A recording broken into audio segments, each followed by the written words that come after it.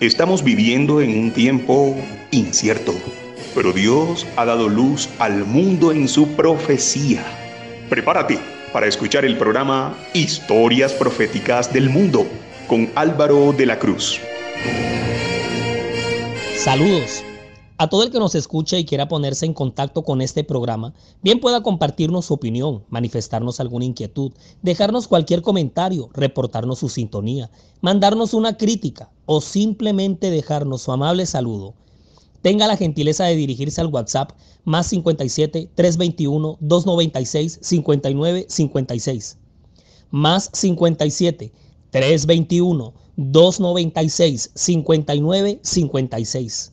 Solicite ser agregado a nuestras listas de difusión y recibir así de manera inmediata nuestros enlaces, podcast express, TBTs e imágenes conmemorativas.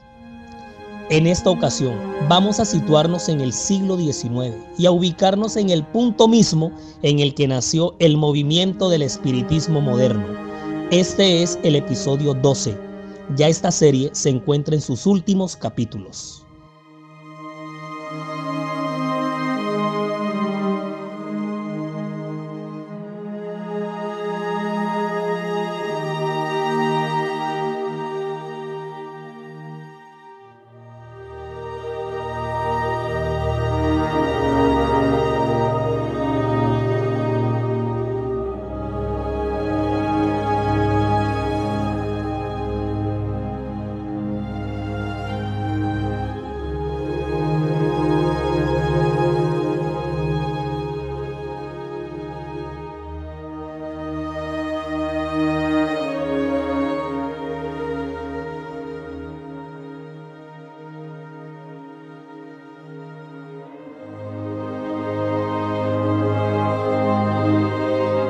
Desde el principio de la humanidad, Dios le fue muy claro a los dos primeros seres creados que la consecuencia más nefasta de la desobediencia, del pecado, sería la muerte.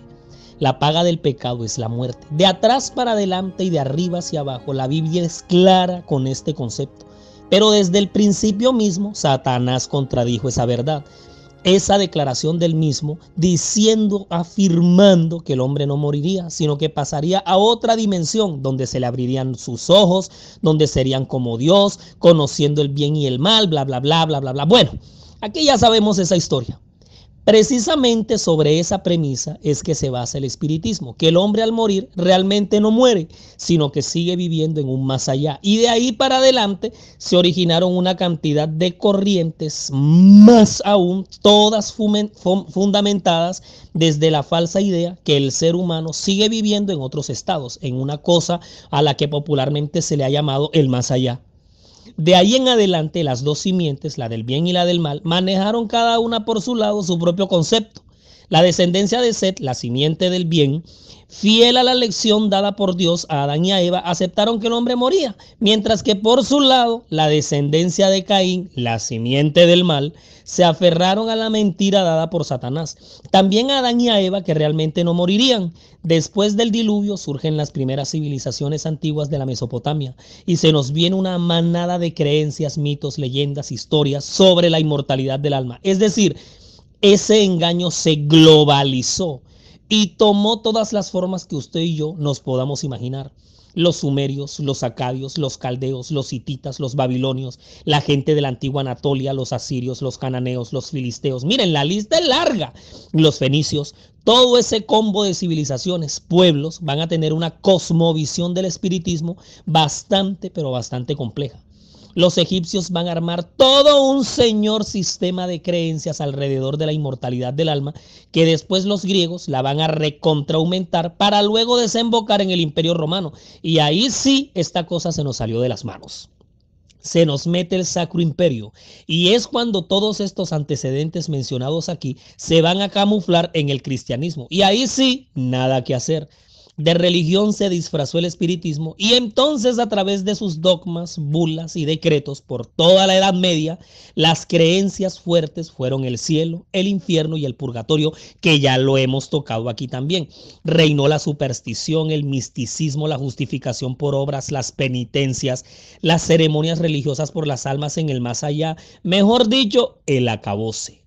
Fue toda una era de tinieblas absolutamente espirituales. Esto se va a extender desde el siglo VI hasta finales del siglo XVIII, 1260 años de oscurantismo, donde el espiritismo se impuso en el estrado junto con el poder político y eclesiástico. Pero cuando llegamos a finales del siglo XVIII, este planeta se convulsiona, o sea, ocurre un fenómeno social, político, económico, religioso, cultural, filosófico, antropológico, mejor dicho, un terremoto multilateral de las ideas que sacudió los cimientos de todo. La Revolución Francesa, con las ideas de la Ilustración y el enciclopedismo. Francia toma la bandera de la libertad y decide rebelarse, entre otras cosas, de la religión. Por eso es que el ateísmo promovido en la Revolución Francesa va a ser una cosa brutal, porque es Francia, a la cabeza de Napoleón, le da la herida de muerte al papado, que en ese momento estaba bajo el liderazgo de Pío VI, a quien depone de su poder y lo destierran en la isla italiana de Valens. Esa hazaña la consigue Napoleón, ayudado por su flamante general Luis Berthier. Berthier dirige el destierro de Pío VI a la isla de Valens, simulando de manera satírica el destierro del apóstol Pablo, el destierro del apóstol Juan, a la isla de Patmos a manos del emperador romano Domiciano a finales del siglo I. Francia estaba harta del misticismo papal que venía dominando por 1260 años. La religión les supo fue pero amargo, y en su obsesión expansionista imperial, el sistema papal significaba para Francia el mayor obstáculo en su camino en materia de poder. Todo esto pasó en 1798, a 2 añitos de llegar al siglo XIX, es decir, los años 1800. Con la rebaja del poder papal prácticamente el mundo respiró. Tomamos un nuevo aire. Figúrense ustedes, 1260 años de dominación, casi 13 siglos, y el atraso tan bárbaro que tuvimos fue una cosa aterradora. En las artes, en la ciencia, en la literatura, en la arquitectura, en todo. Pero el panorama antirreligioso del siglo XVIII, el contexto antieclesiástico del siglo XVIII, no solo lo protagonizaba Francia. Ahí detrás vienen Rusia y Alemania, pisándole los talones con el iluminismo. Por eso es que a este periodo se le va a conocer como el siglo de las luces. Según todos ellos, fue el despertar del conocimiento humano por encima de la mística religión. No solamente eran Diderot y D'Alembert, también fue Montesquieu, Condorcet, Voltaire, Rousseau, con sus ideas alimentando a la Revolución Francesa. El humanismo, la filosofía, las ciencias políticas.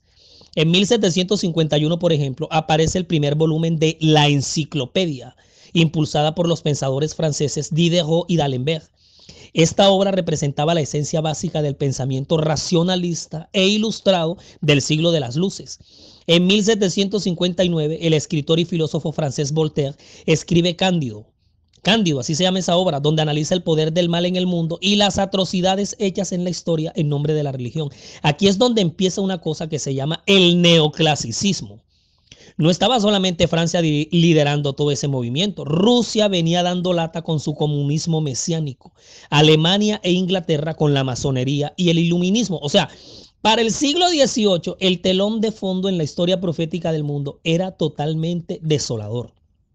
Ya se acercaba el fin de los 1260 años de dominación del poder religioso, pero el escenario para cuando llegara el tiempo del fin iba a estar tan oscuro como el oscurantismo mismo. Mientras que por Francia ocurría todo esto, en Inglaterra en 1717 Jaime Anderson funda la masonería y para 1738 se va a establecer la masonería en Francia.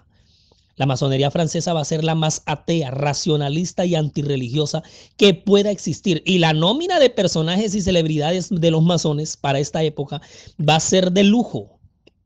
Acuérdense que el principal antecedente de los movimientos independentistas en América va a ser la Revolución Francesa. Y muchos de los próceres de la independencia en América serán masones. Pero por su parte, en Alemania, el 1 de mayo de 1777, en Baviera, para ser más exacto, nace la Orden de los Illuminati, cuyo fundador será el sin igual y siempre igual Adam Weishaupt. Adam Weishaupt, con un plan y una agenda bélica para la humanidad de proporciones y dimensiones de tal ambición que si yo me pongo a contárselas por aquí, mejor dicho, yo creo que no dormimos hoy. Y hoy yo no tengo la más mínima atención de trasnocharlos ni a usted ni a mí. La masonería y el iluminismo se fundamentan sobre el espiritismo y los hilos de las ciencias políticas. Y la Revolución Francesa se fundamenta en el hombre libre, aún de los conceptos de todo lo que se llame Dios. Es decir, ateísmo puro. En el siglo XVIII estuvimos pero graves. Bueno, en todo este escenario, teniendo esta plataforma tan agitada, con todos estos movimientos, ideas, postulados, corrientes, fenómenos, etcétera, teniendo como telón de fondo, como contexto, toda esta locura, es que se va a levantar el movimiento del espiritismo moderno. No soltemos el severo bochinche que dejaron aquí armado Francia, Rusia, Alemania y Inglaterra en Europa. Y ahora démosle un giro a la cabeza y miremos para los Estados Unidos, porque es que en todo este bazar, en toda esta fiesta, lo que hace falta es el pastel y la cereza del pastel. El nacimiento, el origen del movimiento del espiritismo moderno. Todo empezó en el hogar de las tres hermanas Margaret, Kate y Leah, las hermanas Fox. 31 de marzo de 1848 en Hyattsville, Nueva York. Margaret y Kate, a escondidas de Leah, su hermana mayor, y del resto de la familia, le daban golpes a una pared sin que los demás las vieran, convenciendo a todos de que se estaban comunicando con un espíritu que habitaba en esa casa. Y de esa travesura, la mayor, Leah, la mayor de las tres, emprendió una lucrativa carrera como medium, como pitonisa, por muchos años, en las que se involucraron multitudes de personas de toda clase social. 40 años después, en 1888, Kate y Margaret confesaron que todo había comenzado con una mentira, una travesura, una pilatuna, y a pesar de que el escándalo fue inevitable, el movimiento espiritista ya había llegado muy lejos, que no logró extinguirse. Ahora, a los 2 años de su confesión, Leah murió. Y a los 2 años de su muerte, la que murió fue Kate. Y al año de esta, Margaret.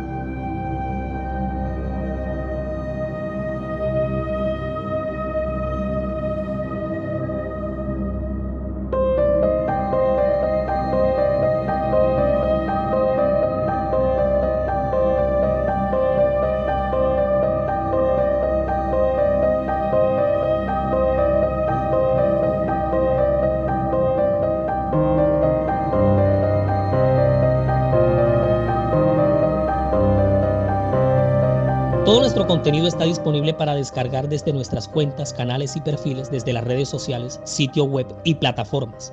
Usted nos encuentra en toditos lados con el nombre La Historia Profética del Mundo, en Spotify, en Google Podcast, en Facebook, en Instagram y en YouTube. Siga nuestro canal. Dele me gusta a los videos y active la campanita de notificaciones para que le llegue de inmediato cualquier contenido que se vaya compartiendo.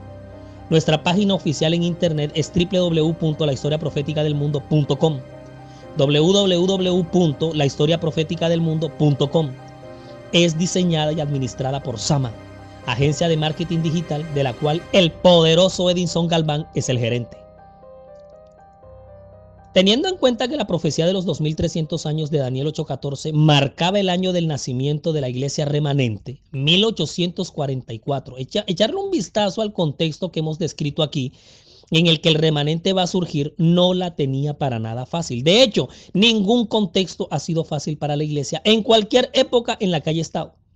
Para 1844, todos estos fenómenos como el ateísmo de la Revolución Francesa, el iluminismo, la masonería y toda una cantidad de fenómenos más van a consolidarse como los retos y desafíos a los que se va a enfrentar la naciente iglesia de la profecía. Pero antesito y después de 1844, lo que viene es tela por cortar. La fundación del existencialismo por Soren Kierkegaard. Se empieza a hablar de los dinosaurios y a cuestionarse más el origen de la vida por creación. Nace la arqueología con una gran obsesión en poner en tela de juicio la veracidad de la Biblia. Surge Carlos Marx con su manifiesto comunista, Charles Darwin con su teoría de las especies y ¡zas! Son hallados en el valle del río alemán de Neander los primeros restos del hombre neandertal. Sale Sigmund Freud con su teoría del psicoanálisis, que va a ser una poderosa influencia para los estudios de psicología en adelante. En medio de toda esta agitación, a estas tres fulanas se les da por jugar con los espíritus. Tentaron la suerte y nació semejante movimiento. A estas peladas lo que pasó fue que se les fue la mano. Empezaron a jugar y a meterse en un terreno del cual ya hemos dicho aquí hasta la saciedad que uno no debe meterse. Pues ellas armaron el juego y el diablo les salió al juego, porque con mentiras o no, el movimiento espiritista moderno empezó ahí, se empezó a gestar ahí. Esa fue la génesis.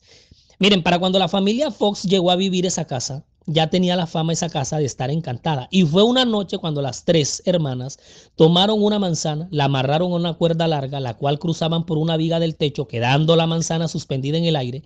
Y al hacer subir y bajar la cuerda, la manzana golpeaba el piso, produciendo pues el sonido de todo objeto. Y como la dejaban caer desde lo más alto, o a veces con menos altura, empezaron a notar cómo al sonido de la caída de la manzana se replicaba uno parecido, que no era precisamente el eco. Las chicas concluyeron que alguien, no un ser humano, les estaba respondiendo, y así continuaron por varias noches más. Pero no fue sino hasta el 31 de marzo de 1848, cuando Kate le puso un reto al supuesto ser invisible. Esta loca lo que hace es pedirle que imitara el sonido que hacían los dedos de sus pies al crujirlos unos con otros. ¿Y qué creen que pasó? Pues que le respondieron con los mismos sonidos. Acto seguido le pidieron que diera el número de golpes según la edad de cada una, y así fue. Aquello iba creciendo de tamaño hasta que crearon como una especie de código en el que el espíritu respondía a preguntas donde debía decir sí o no por medio de golpes. El chisme se regó por aquella localidad y los curiosos empezaron a frecuentar la casa, a observar el fenómeno con sus propios ojos. Las hermanitas le pusieron al espíritu el nombre de el señor Splitfoot. Hasta nombre le pusieron porque según en aquellos años en algunos lugares al diablo le apodaban así, Splitfoot. Así, pero qué ocurrentes estas damiselas, qué barbaridad. La curiosidad mató al gato y quedó bien matado. Algunos vecinos, los de más edad, empezaron a decir que ese tenía que ser el espíritu de un vendedor ambulante que hacía años que había sido asesinado y sepultado en el sótano de esa casa. Y por eso la fama de esa casa de estar encantada. Y en una noche de comunicación, las hermanitas Fox le preguntaron al espíritu que si él pertenecía a ese presunto vendedor, a lo que Splitfoot afirmó que sí. Imagínese usted. A partir de ahí, los curiosos llegaban de muchas partes de los Estados Unidos y después de otros lugares del mundo a analizar el fenómeno. Amy e Isaac Post, por ejemplo. Amy e Isaac Post, con quienes se empezó a gestar una clase como de asociación. Se hicieron encuentros y congresos a los que llegaron líderes y mediums de todas partes. Los años empezaron a correr, así como los seguidores a multiplicarse, al punto que importantes políticos, banqueros, accionistas, empresarios de toda clase social se añadieron a la sociedad que estaba ya naciendo y organizándose, sobre la cual buscaban resolver inquietudes de tipo empresarial, gubernamental, político, económico, filantrópico, y en gran parte sus miembros van a pertenecer a esos sectores. Y miren una cosa, la credibilidad en la versión de las hermanitas Fox, a fin de cuentas, fue lo de menos. Si realmente mintieron o no, Satanás aprovechó esta situación para crear toda una sociedad espiritista con reconocimiento internacional. A estas chicas las examinaron mentalistas, parapsicólogos, incluso otros médiums espiritistas. Unos opinaban una cosa, otros opinaban otra. Pero cuando ya ellas ya quisieron desacreditarlas, porque entre otras cosas terminaron endeudadas estas tres peladas en la pobreza, viudas, en conflictos entre ellas mismas con problemas de alcoholismo y finalmente fueron muriendo una detrás de otra. Pero para cuando eso quiso pasar, ya el movimiento estaba institucionalizado. Muchos de sus fundadores continuaron defendiendo la verdad del origen de los golpecitos extraños en la casa de los Fox. Y la corriente se mantuvo en pie y existe hasta el día de hoy. El francés Allan Kardec, francés, es quien va a sistematizar al espiritismo como doctrina. Allan Kardec. Su obra cumbre llevará por título El Libro de los Espíritus, que fue publicada en 1857. El país con mayor cantidad de miembros que tiene esta sociedad espiritista es Brasil. Y de ahí para adelante puede imaginarse una cantidad de cosas que en el otro episodio, ya el penúltimo de esta serie, vamos a explicar con todo lo que es el movimiento del espiritismo contemporáneo. Evidentemente esos golpes misteriosos eran efectos del poder de Satanás. Algunos procedían directamente de él y otros indirectamente por medio de sus agentes, pero todos venían de Satanás. Eran su obra y la realizaba de distintos modos. Y fíjense, no tardó en calificarse de blasfemia todo cuanto se dijera en contra de los golpes misteriosos, los cuales se fueron extendiendo más y más con incremento del poder del mal, y que algunos de sus adeptos tuvieron hasta poder para realizar milagros, hasta para hacer bajar fuego del cielo a la vista de los hombres. Por los golpes y el mesmerismo, estos magos modernos explicaron aún todos los milagros hechos por Jesús, y muchos creyeron que todas las obras poderosas que hizo el Hijo de Dios cuando estuvo en la tierra fueron hechas por este mismo poder. Miren, el movimiento espiritista se reconoce a sí mismo como una religión. De hecho, hoy por hoy se autodenominan cristianos espiritualistas.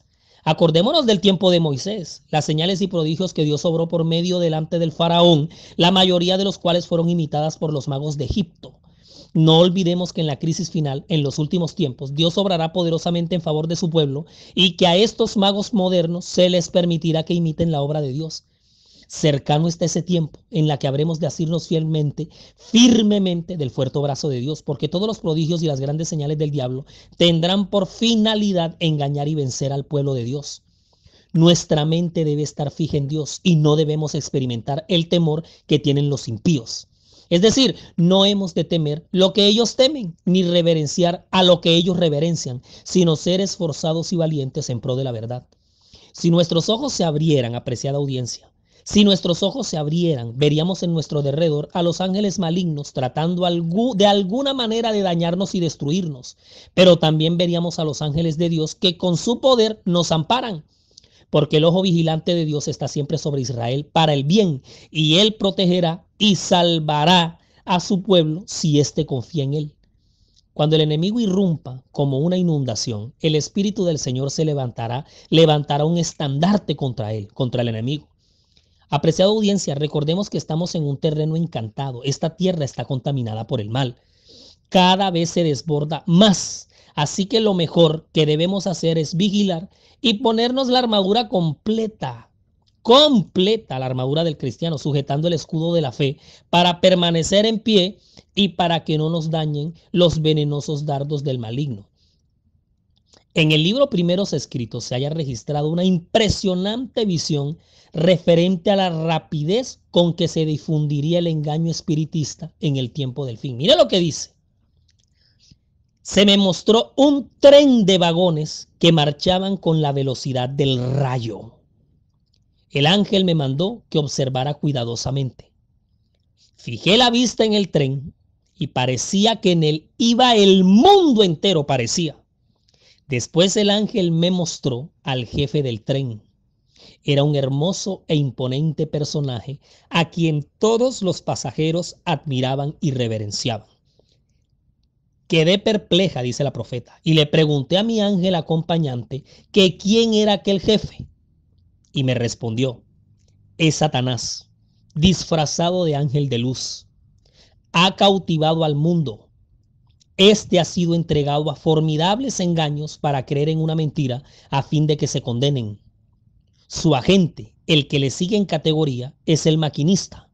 y los otros agentes suyos están empleados en diversos cargos, según los va necesitando, y todos marchan con la relampagueante velocidad a la perdición. Le pregunté al ángel si no había quedado nadie sin subir en el tren.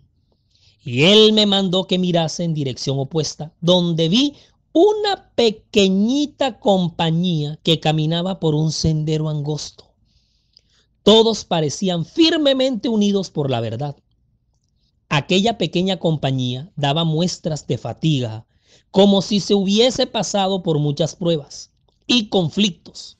Parecía como si el sol acabara de levantarse detrás de una nube y brillara sobre sus rostros, dándoles aire de triunfo, cual si estuvieran próximos a ganar la victoria.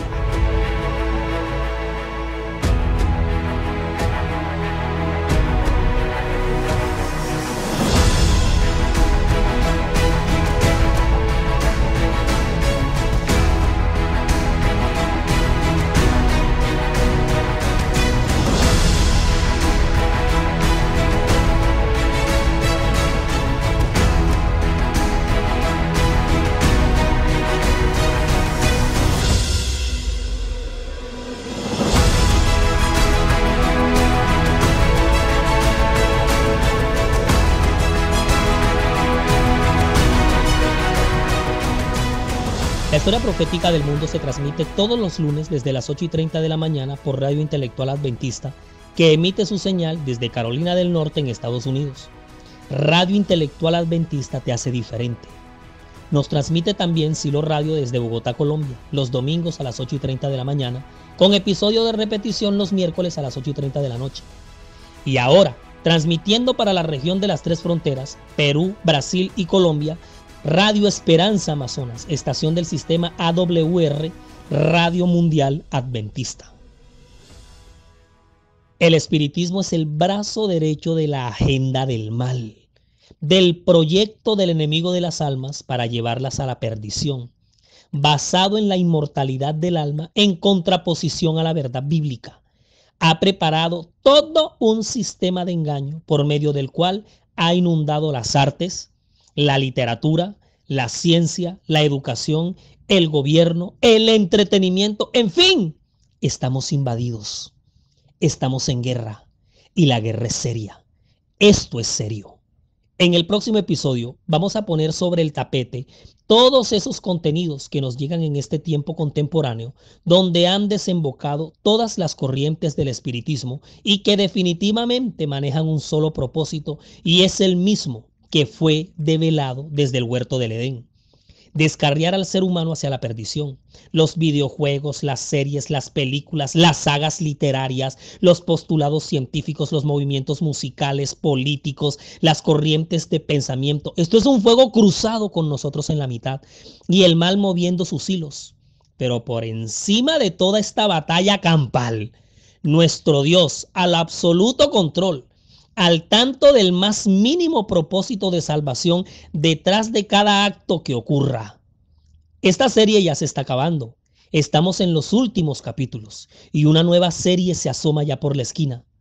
Pero mientras, gocémonos esta hasta el último episodio. Resumimos y nos fuimos.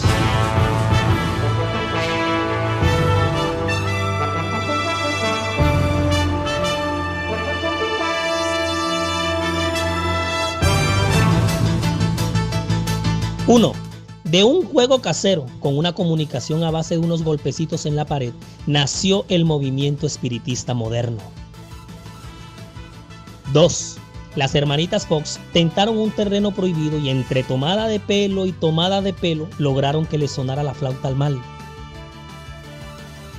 3. Del espiritismo moderno saltamos al espiritismo contemporáneo.